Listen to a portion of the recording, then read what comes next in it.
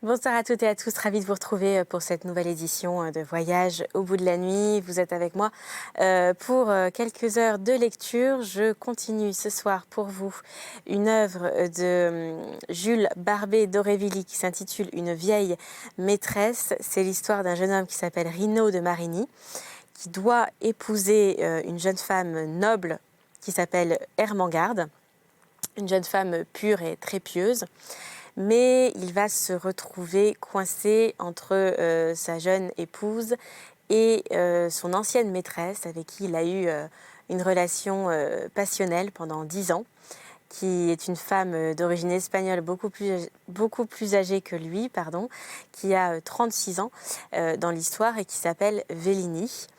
Et là, au moment du récit où l'on reprend, il se rend chez elle pour lui annoncer qu'il ne la verra plus, parce que maintenant son cœur appartient à sa jeune femme qui s'appelle Ermengarde, et elle va être assez furieuse d'être éconduite et va donc établir un plan assez diabolique justement pour tenter de récupérer son amant. Alors va-t-elle réussir? Eh bien, c'est ce que je vous propose tout de suite de découvrir. Avant cela, n'oubliez pas qu'il est encore temps, tout de suite. Si vous en avez envie de nous retrouver dès à présent sur les réseaux sociaux, pour cela c'est simple. Il vous suffit de taper hashtag VBN, ça s'affiche juste là en bas de votre écran. Je poursuis tout de suite pour vous la lecture et je vous souhaite à toutes et à tous une très très belle nuit sur D8. Adieu donc Rino, dit Vélini, va-t'en, laisse-moi pour toujours. Tu vois, je ne suis plus jalouse. Cette Ermengarde de Polastron dont tu parles avec l'enthousiasme de tes jeunes années m'inspire moins de jalousie que cette comtesse de Mendoze que peut-être tu n'aimais pas. J'ai le calme des choses éteintes. Floranda perdio sufflore. Oui, adieu Rino, tu peux partir. Tu as raison. S'il est un moyen humain de clore une relation qui a trop duré, c'est de s'éloigner l'un de l'autre. Si tu restais, serait-il sûr que l'ennui de ton âme ne te repoussa pas un soir chez la triste Vélini? Nous reprendrions le joug exécré. Hélas, il m'est impossible de ne pas croire que nous le reprendrons un jour. Tu sais pourquoi? Ajouta-t-elle, mêlant à son regard profond un sourire. Et quoi? Toujours cette folie, dit Rino. Oui, toujours, mais va. Ce n'est pas une folie, dit-elle avec un accent bas comme celui de la destinée, quand elle nous parle au fond du cœur. Elle n'avait plus le ton hautain qu'elle avait pris avec le vicomte de Prony.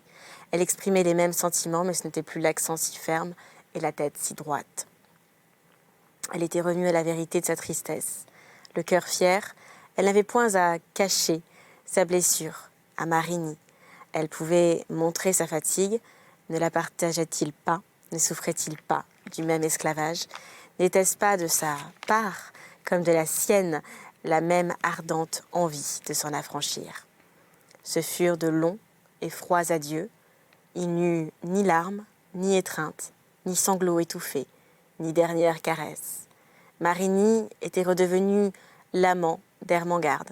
La beauté instantanée de Vélini s'était perdue dans l'accablement de son âme. Elle n'avait plus aucun prestige. Elle était désarmée, jusque dans cette haine dont elle parlait. Il n'y avait qu'un moment encore, tout en se cabrant sous un baiser de feu. Elle était morne comme le dégoût, ramassée sur elle-même, sans pâleur éloquente, sans vermillon à la joue froncée, crispée, jaune comme une feuille flétrie, qui prend chaque jour plus de poussière dans ses plis. L'impression qu'elle causait à son ancien amant était glacée. Il ne la tenait plus sur ses genoux, leurs bras s'étaient dénoués, et ils étaient placés assez loin l'un de l'autre sur le divan verdâtre. Sur ses hippogriffes, symbole d'un caprice qui ne les enlevait plus sur ses ailes. Combien de temps demeurèrent-ils dans ce silence gros de pensée? Ils ne le surent pas. Mais la nuit s'avançant, Oliva, étonnée de ne rien entendre venir de l'appartement de sa maîtresse, entra et les vit debout, tous les deux, auprès du feu qui s'éteignait. Monsieur de Marigny ramenait à ses épaules le manteau tombé sur le divan. Il allait sortir. Quant à la señora, elle était impassible. « Éclairez, monsieur de Marigny, fit-elle à Oliva. Et en revenant, apportez-moi une cassette de bois de santal posée sur l'étagère de ma chambre. Buenas tardes, ajouta-t-elle dans sa langue, comme elle disait à Marigny depuis des années, chaque soir qu'il allait la quitter. « Con que vamos » répondit-il avec un accent qu'il tenait d'elle.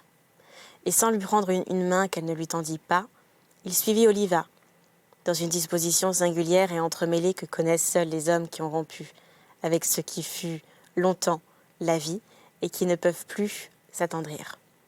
Oliva revint avec la cassette. « Rallumez le feu, dit la señora, et elle ouvrit le précieux coffret. Elle en tira un médaillon enchâssé dans de l'or. C'est un riche portrait de Marigny, porté autrefois, mais qu'elle ne portait plus. Le feu reflambait, grâce à Oliva. Alors, avec un mouvement de panthère, la Vélénie précipita dans la flamme le médaillon, portrait, or et tout. L'or fondit, mais comme si la frêle image déjà dévorée n'eût pas brûlé assez vite, au gré de son brutal caprice, elle saisit la barre de fer au foyer et frappa avec furie la place où elle avait disparu. Brisant, écrasant, broyant les charbons enflammés. Chose inouïe. Elle redevenait belle. Dans l'emportement de son action, la tresse de ses cheveux s'était détachée et pendait sur sa maigre épaule. Le brasier dévorant était pâle en comparaison du feu qui lui sortait par les yeux. Elle broyait. Pour un fait à peu près pareil, Lord Byron avait été jugé fou par la sagace et raisonnable Angleterre, mais Oliva, malgré ses cheveux d'or brûlants, n'était pas anglaise. Elle servait la señora depuis 4 années, et elle lui laissa passer sa fantaisie sans stupéfaction et en silence. Elle en avait vu bien d'autres, sans doute. « Señora, dit-elle, quand la barbare eut fini sa destruction, Monsieur de Sérisy vous attend dans le salon. » Peu m'importe, fit l'impérieuse Espagnole. Qu'il attende ou bien qu'il s'en aille, je vais passer la nuit ici. Et elle prit dans l'écrin resté ouvert un petit flacon taillé à facettes. Elle en souleva le bouchon et but d'un trait ce qu'il contenait. « Mais señora, dit la servante, il s'impatiente depuis 2 heures, il vous a demandé 10 fois. »« Eh bien tant pis, dit-elle avec fierté de la délivrance. Je suis libre, je n'obéis plus à personne. » Et elle se coucha sur le divan. L'orgueil trompait l'orgueil en elle, car à qui, si ce n'est à elle-même, avait-elle jamais obéi. Chapitre 6. La curiosité d'une grand-mère. De tous les bonheurs qui se payent, le plus joli, le plus gracieux, le plus pur, mais aussi l'un des plus chers, c'est le bonheur qui précède le mariage. Qui le précède seulement de quelques jours. C'est vraiment délicieux, rien n'y manque, pas même cette ombre de mélancolie qui veloute le bonheur, comme certains duvets veloutent les pêches, quand on se retourne vers sa vie de garçon, du milieu des bijoux et des bracelets qu'on achète, anneaux symboliques, emprises pour 2, chaque matin, on envoie, pour 60 francs, ou davantage selon la saison, des plus belles fleurs à sa promise qui les effeuille en rêvant tendrement aux dentelles de sa corbeille. Dernier rayon de chevalerie mourant sur des fleurs qui vont mourir, dernier hommage que les hommes égoïstes offrent encore à la femme qu'ils aiment ou qu'ils n'aiment pas, mais qu'ils épousent. Ce culte pieux rendu à la jeune Vierge, qui va devenir une Madone, Monsieur de Marigny, l'un des beaux de ce temps, le pratiquait avec une ferveur d'amabilité d'autant plus grande qu'elle prenait sa source dans un amour vrai. Ce que tant d'hommes froids font par bon goût, par orgueil ou par un sentiment supérieur d'élégance, il le faisait, lui, pour toutes ces raisons et pour une autre qui est la meilleure, la raison des cœurs bien épris. En dehors de l'amour, il eût encore été, au point de vue du monde et de ses appréciations, le plus charmant des fiancés, mais il aimait. Et cet amour donnait, au moindre détail, une valeur infinie, transfigurait les bagatelles, son sentiment, frémissant et contenu par ces barrières de cheveux que l'on appelle les convenances, jetait sur toute chose l'écume brillante de ses ardeurs, dévorée de ses docilités douloureuses. Il attestait sa force par la souplesse de son obéissance, et ne pouvant se parler dans les bras, il se parlait aux pieds et il s'inventait des langages pour remplacer cette grande langue qui lui manquait encore et dont il ne devait prononcer les mots trop brûlants que dans quelques jours. Aussi, à tout moment, Rino de Marigny entourait-il Ermengarde de ces 1000 délicates attentions qui traduisent l'idée fixe autour d'une femme en ravissantes et légères arabesques qui la chiffrent sous chaque regard et sous chaque pas. Et il mêlait tellement son âme à ses soins officiels et obligés pour tout homme du monde, qui sont si souvent les truchements d'un cœur qu'on n'a pas, qu'on y sentait comme un avant-goût des caresses. Les petits soins sont les grands pour les femmes. Sachant mieux que les hommes jouer avec leurs sentiments les plus sérieux, sans les diminuer, elles sont en général très sensibles à l'expression d'un sentiment plein de vigueur et de fougue qui ajoute à sa magie celle de la légèreté et de la grâce. Cela était vrai, surtout pour la marquise de Flers.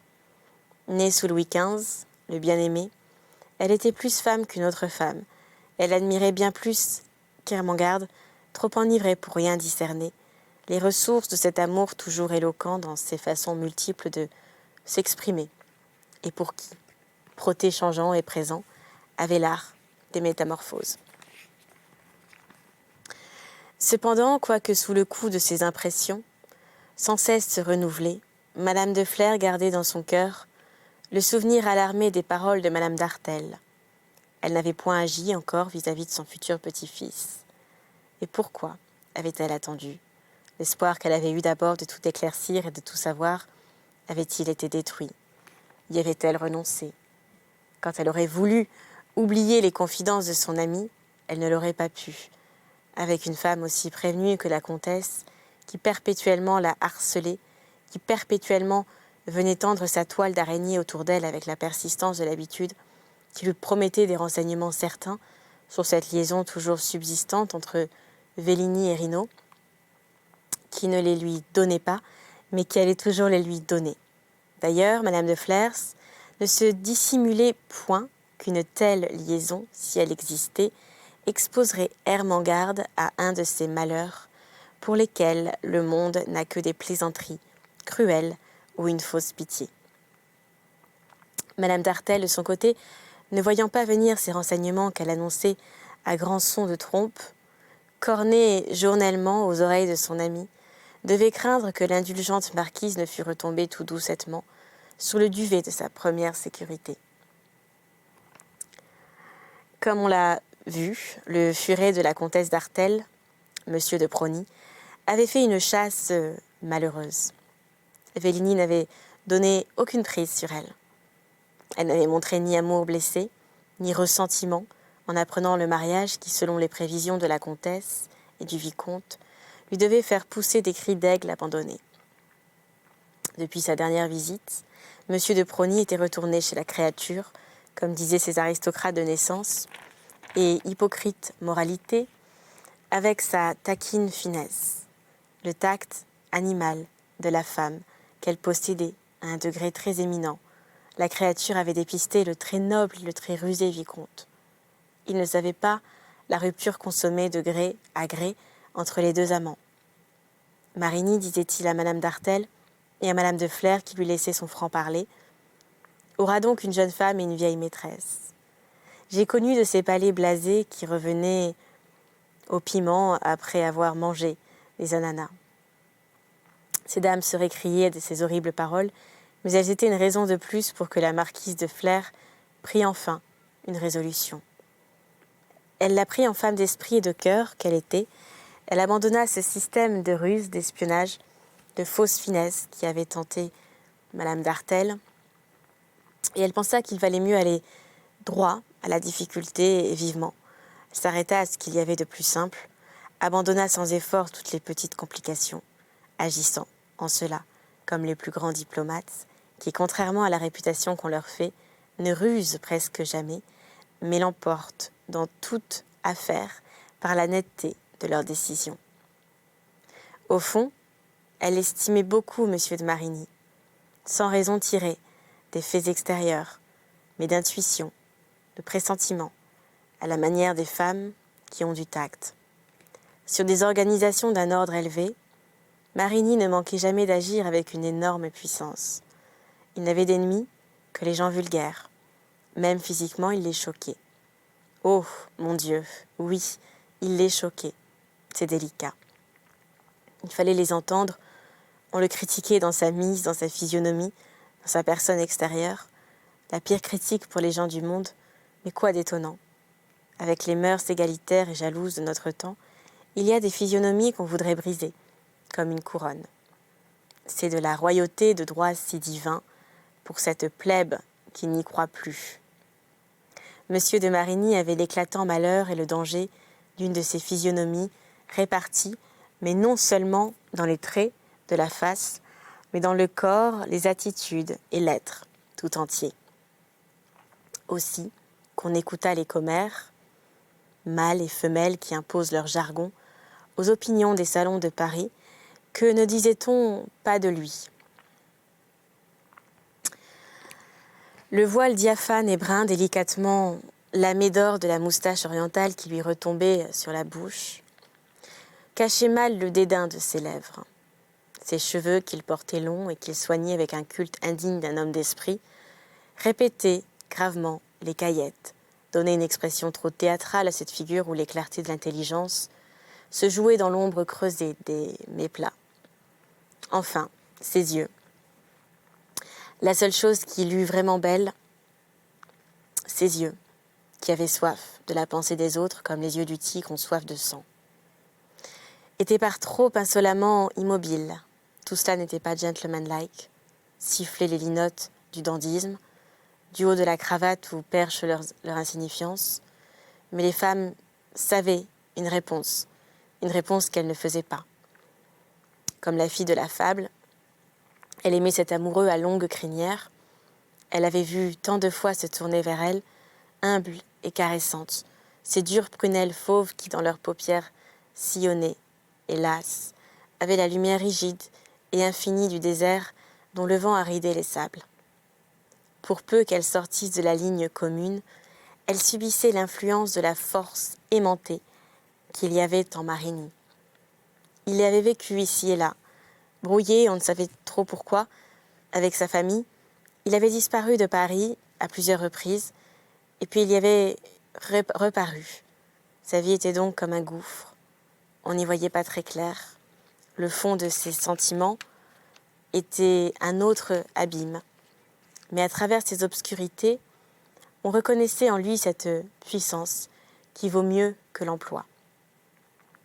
Semblable à tous les ambitieux trompés par la vie, à toutes les âmes fortes dépaysées par les circonstances, il s'était rejeté à des dédommagements qui n'en sont plus, l'ivresse passée, mais sous les mollesses oisives du libertin, un observateur aurait vu un de ces hommes, comme l'a dit Shakespeare, dans lequel chaque pouce est un homme. Madame d'Artel, qui se piquait de jugement, avait montré assez de coups d'œil lorsqu'elle avait dit qu'avec les femmes, il n'était qu'un ambitieux déplacé, un conquérant plus pour l'exercice du pouvoir que pour les jouissances de l'amour. Mais ce qu'elle n'avait pas vu avec la même pénétration, c'est que dans cet ambitieux de la race de César, il y avait aussi des entrailles, comme Macbeth. Il avait sucé le lait de toutes les tendresses humaines. C'était un homme grand, mais après tout un homme et non pas un de ces dieux d'airain comme en forge la poésie moderne et qui ne sont pas plus vrais, selon nous, que les magots de la Chine ou les pagodes en porcelaine du Japon. La marquise de Flers ne confia point à son amie le projet qu'elle avait formé de s'ouvrir franchement à monsieur de Marigny, au nom du bonheur d'Ermengarde. Seulement un jour, elle annonça qu'elle irait à l'opéra, la première fois qu'on jouerait Guillaume Tell, et elle le dit à Marigny. « Vous nous conduirez. » Pour les habitués de l'hôtel de Flers, ce projet d'opéra fut presque un événement. Depuis longtemps, en effet, la marquise avait renoncé à tous les spectacles. Elle aimait mieux veiller, causer chez elle. Les spectacles ne peuvent plaire qu'à deux sortes de femmes. Les très belles, qui s'y montrent, et les très indolentes, qui n'y vont que pour écouter et rêver. Or, la marquise n'était plus dans la première catégorie de ces femmes-là, et elle n'avait jamais été dans la seconde. « Mes enfants, disait-elle à Marigny et à Ermengarde, je veux, avant votre mariage, montrer votre bonheur à tout Paris. » Ce prétexte aimable avait pour motif le désir et l'espoir de rencontrer à l'opéra la señora Vellini, dont le vicomte de Prony disait des choses si étranges. La fille d'Ève que la vieillesse ne tue pas, mais concentre la fille d'Ève, curieuse jusqu'au bout, se posait intérieurement cette question qui a un sexe. Comment a-t-elle régné? Par quels moyens régnerait-elle encore? Une femme comme la marquise, à l'analyse microscopique et foudroyante, voit bien des choses où les hommes ne voient rien du tout. Elle tenait à les voir. De plus, elle observerait Marigny auprès d'Ermengarde dans le hasard de ce vis-à-vis et de cette rencontre avec une ancienne maîtresse. Enfin, dans tous les cas, après l'opéra, elle ramènerait Monsieur de Marigny à l'hôtel de Flers, et quand Mademoiselle de Polastron serait rentrée chez elle, une explication commencerait. Il n'eut de tout le projet que l'explication qui fut réalisée. Le soir où Paris admirait la belle Ermengarde de Polastron à côté de son amoureux fiancé, dans la loge de Madame de Flers, Vélini n'était point à l'opéra. Le vicomte de Prony tourna en vain ses jumelles dans tous les sens, et mieux, appliqua, pendant les entr'actes, son œil vert et son long bec jaune à la vitre de toutes les loges. Il n'aperçut pas la señora et ne put montrer à la curieuse marquise cette petite femme, qu'avec le rire du vice, il appelait le flacon de poivre rouge de Monsieur de Marigny. Plus heureux qu'il ne le méritait, comme l'aurait dit Madame d'Artel, Monsieur de Marigny n'eut pas à redouter l'observation la plus aiguë, et put savourer à son aise la beauté de cette femme qui s'épanouissait à ses côtés, pudique et heureuse.